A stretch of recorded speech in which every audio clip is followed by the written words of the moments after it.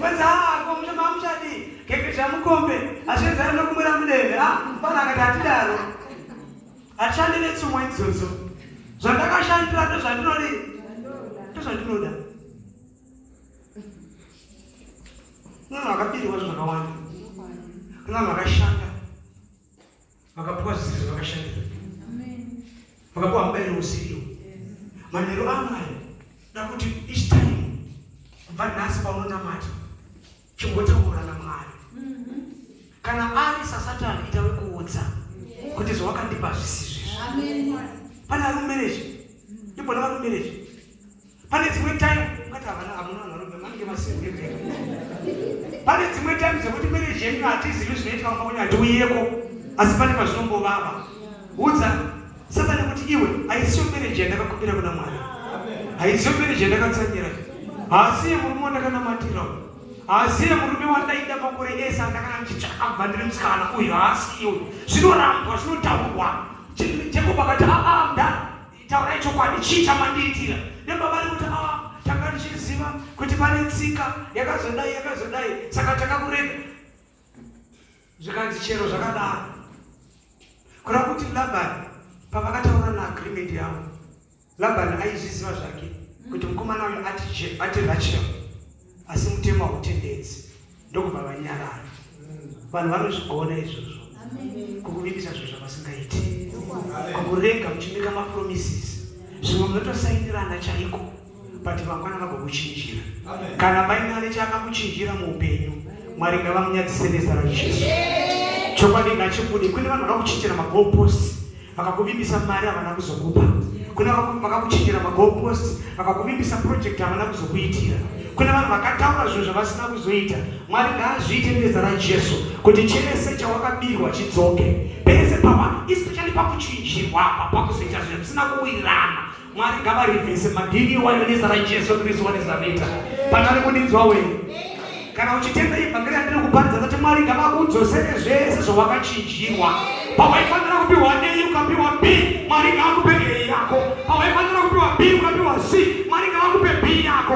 Mwari pawaifanira kukupa C ngavakupa D, Mwari ngavakupe C chaunodhizemba ichocho, Mwari ngavakupe ichocho nezita raJesu. Vanhu vakakuchinjira Mwari vanokupa nenharo. Nguva yekuvara inopera, nguva yekudhakwa inopera, nguva yematricks inopera. Chokwadi chinongozobuda chete. Chero chikabuda after 10 years, in actual fact, that is also declare kuti now is the time yekuti chokwadi chichibuda. Zvamakandichinjira zviya, zvamakandivimbisa zvamusina kuzoita, Mwari ngavachizviita nenharo. Iwane zvandakashandira. Mwari ngavakupe mubayiro wako nezita raJesu. Vanhu vakakunyima Mwari ngavakupe. Dati vanhu vakakuchinjira Mwari ngavakupe. Vanhu vakakurambira Mwari ngavakupe. Vanhu vakakunyepera Mwari ngavakupe. Nekuti Mwari havanyepi, Mwari havashanduke. Mwari haasi mwanakomana wemunhu anoreva nhema. Vanhu ndivo vanoreva nhema. Labani anotenda zvinhu zvaanoziva kuti hazviitiki. Kudenga kuna Mwari. Uzanemba woti kudenga kuna Mwari. Vanhu vanokunyepa zvavo vachinyepa but Mwari ari kuzvidzwa ariko kudenga uko. There is somebody in the house. Ndiri kuprofita kuteverwa kwavo vese vari kumusha vari kupi kwamunobva ikoko. Mwari ngavavatevere ikoko chokwadi chibude. Zvavakakuchinjira zvese Mwari ngavaite kuti chokwadi chibude. In the mighty name of Jesus. Pane vakakuchinjira mari yako ngaidzoke nezita raJesu.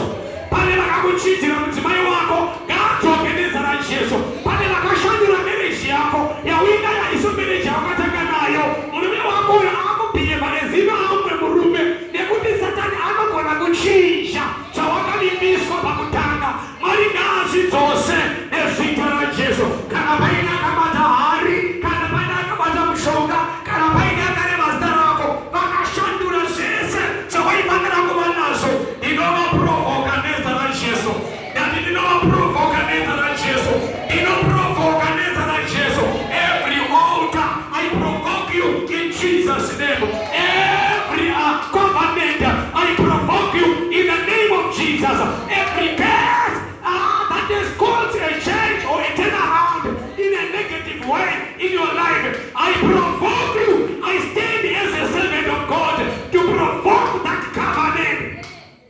In the name of Jesus.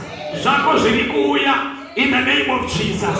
Chokwadi chako chichabuda. In the name of Jesus.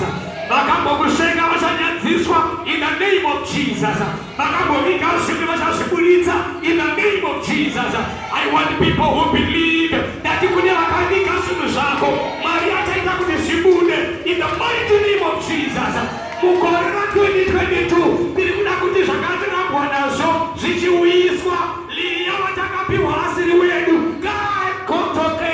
Bilikuda asili wedu pano. Kana Maria mwe ile 10,000. Dakazopiwa ili 3,000. Pakazomia mastori. Dakuda balance yacho. Rashe wangu gawe pano. In the mighty name of Jesus. Zikanzo unoshanda. Zimwe 7 years. Kaushitara chio. Zwe unoshanda nipe. Yoku baharaba zimwe 7 years. Kushatara chio. But agreement ya it 7 years. Wani mtime wako. But nakuda kutamu wa asili wake.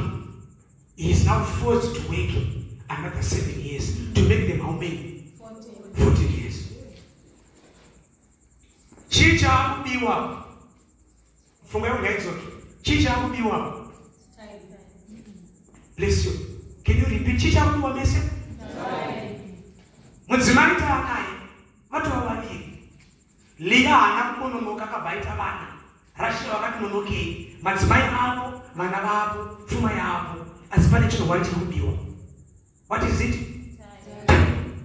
Remember Jacob achipa umma kwao achiambuka rwisi Jacob akadzina Jehova uchaenda ugodzoka nenzira ino wakaropa fanzo uri rudzi rukuru paari kufanira kunge akudzokera nguva yake yakwana Labani anomuti chaka dzimwe 7 years time yaakugara kwaLabani 7 years haisi time yaMwari 7 years dzekutanga 7 years dzechitonge dzaLabani matrix Labani but because iye arida mudzimai wake he has to stay. Hello. Kuna kuti time yakadzokera Jacob kunyika yake haisiyo time yaMwari. Kaida kuona kuti haisiyo time yaMwari. Mwari vakatozoita Jacob wekumanikidza kuti chibuda munyika ino udzokere munyika yako. Chichaitika after 14 years Jacob akati takushandira 14 years. Ndipo midze ndidzokere. Zvikaishaka futi. Taura mbeno wako mumwe usiri wemakadzi. Ndipo vakaita agreement yekuti kuti dzine mamara nedzakadii ndodzichava dzangu. Jacob ndobva ashanda dzimwe 6 years kusvika dza 20 years ari munyika yaLabani. Hello? After 20 years ndobva anonzwa vanakomana vaLabani vachitaurirana zvikanzi baba mukomana uyu akauya pano asina chinhu. Tarisai muone kuti pfuma yake yawanda kupfuura henyu. Achakupandukirai mukomana uyu. Usiku ihwohwo Jacob ara achinetseka nemashoko iwayo. Mwari ndobva vakataura naJacob vakati chisumuka uende. Mangwana achona Jacob ndobva akadeidza madzimai ake ese ari matatu akaenda navo akati baba venyu ndakavashandira for 20 years but vakandichinjira mubayiro wangu ka10 which means after every 2 years vaichinja mubayiro. After every 2 years, I change my goalpost. I worked for your father for 20 years, but he has changed my wages 10 times. Now it's time for us to go. After 20 years, Jacob pasunuzese akaachiva pane chinhu 1 chekuti Mwari vakatozopindira chitime. Can you say time? Satani anokudira nguva yako ndopaya panzi muvengi haangouye pati kuzoba kuuraya nekuparadza paverengwa paya. Jacob haana kumboziona chero naiye kuti 14 years idzi ndiri kudirwa nguva yako naSatani. Nekuti promise kana kuna kuti nguva yake yange yapera paakadzokera kuKenani Rachel mudzimai wake akatadza kusvika kuKenani. Akanofa asarigwa a few kilometers kupinda muBethlehem muguta raDhavhidhi. Haana kuiona Rachel Bethlehem. Haana kuiona Kenani.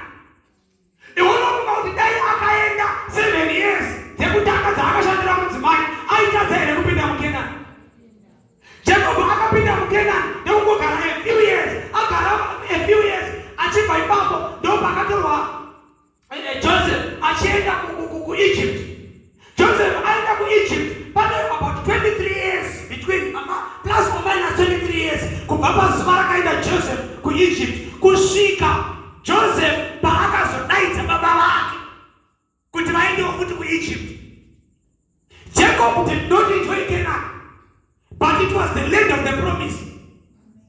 Nemhaka yei time yake yakaperera kupi? Kwalapa.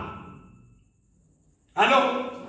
Ndakuti ukanzwa verse ichiti muvengi haangouye chete but kuzomba kuuraya nekuparadza. Chimwe chezvinhu chinodiwa naSatani paupenyu hwevanhu itime. Hello?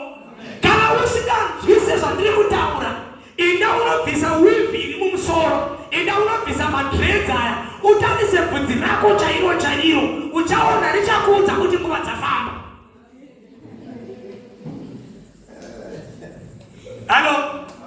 Kana uine rako chairo, chimborega kuridhaya for the next 3 weeks, ribude original sezvana iko zvino, richakuudza kuti nguva dzafamba. Panonzi nguva dzafamba, wotarisa kuti dzafamba uchiitei. Chimwe chinokuudza kuti Satani anoba nguva, anokuitisa zvinhu zvinenge zviri kufaya apa nguva dzichifamba iwe uchichembera pasina chinosara chiri muzita rako. Pamunozoti pepo ona kuti nguva dzakafamba, nguva dzakapera, takashandiswa, hapana chakasara chiri musalemu. Wakasara uri wakauya muSouth Africa gore ripi, iko zvinova kuti chibudai endai kunyika yenyu, tiri kupai grace period, ndopa wakushanda nesimba, ndopa wakunamata chaizvo. Iko zvinova busy kunamatira zvisina basa. Mwari dai mangoita kuti hurumende ibvume kuextenda mapemiti, maakunamatira mapemiti pamaifanira kushanda 10 years dzakapera muchiitei. Chinoratidza kuti time yakabiwa kuona iko zvino wakunamatira kuextendwa kwepemiti. Iwe uine 12 years uri munyika yevaridzi, hapana chiri muzita rako, hapana stand chaiyo, hapana imba yakavakwa, hapana chine musoro kana chimwe chinonzi kunze kwemashangani bhegi nehembe dzakawanda nelanguage chete. Maakugona Afrikaans, maakugona Chisutu, maakugona Chipeti. Zvino mukaenda kumusha nemakore ese amunodzokera, vafana variko, vamwe vakavaka dzimba, vamwe vari kudhiraivha mawishi, vamwe vari kudhiraivha zvimwe zvonzi zvimaizviya, zvimahonda fiti. Vafana vari kumeina mori pepe vachiridza huta. Imi munosvika ipapo pekutangira hapana, because pamakaenda kuSouth Africa takafunga kuti maenda kudiaspora, nyamba makaenda kunobirwa nguva.